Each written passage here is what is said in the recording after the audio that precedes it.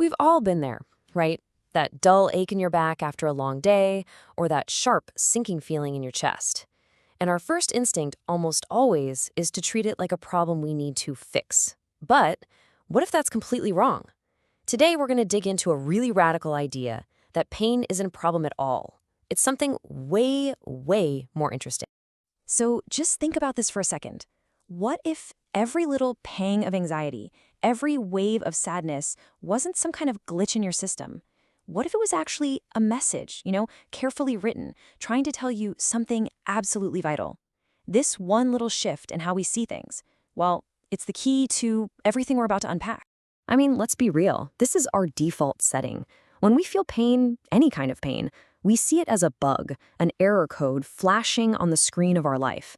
It's the enemy, and our only goal is to defeat it, medicate it, or just push it down until it hopefully goes away. We just want it to stop. And this whole impulse to just silence pain, it's created what the source material for this explainer calls an anesthetic culture. Basically, a whole society built around one thing, numbing these signals as fast as we possibly can. You know the drill. The signal comes in, maybe a feeling of boredom, and what's our immediate reflex? Fire up Netflix. A wave of sadness hits, and for many, the answer is medication. For pretty much every uncomfortable signal our body sends, we have a go-to anesthetic, a way to instantly turn down the volume on whatever it's trying to tell us. But here's the real kicker.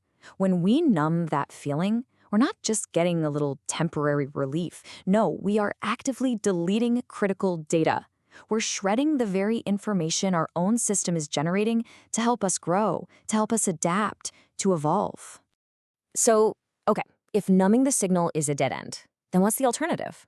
Well, this brings us to a really powerful and totally different way of understanding what's actually going on inside of us. It's called nociceptive data theory, or NDT for short, and it basically says this. Pain isn't an error. It's not a mistake. Instead, it's what you'd call high bandwidth data, a huge information-packed signal telling you that something, somewhere in your life, your job, a relationship, your health, is fundamentally out of alignment. I love this metaphor. It's just perfect. Your pain isn't just random static.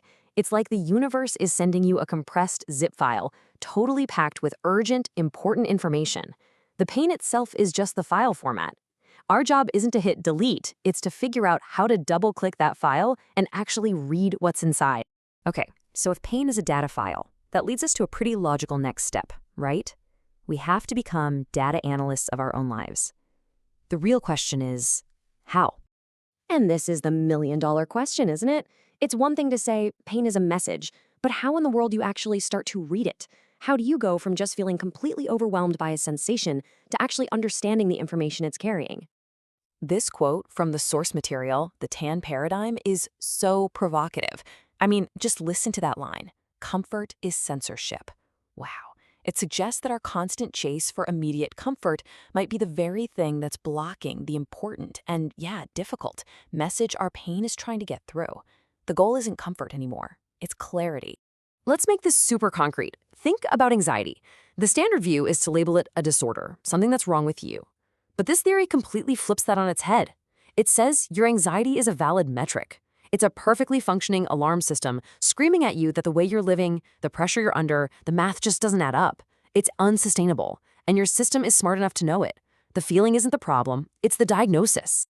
And this is where the whole theory shifts from being just an interesting idea to a really practical tool.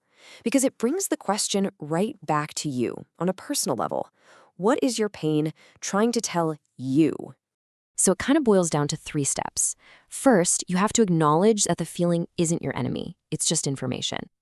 Second, you have to resist that automatic urge to numb it or distract yourself.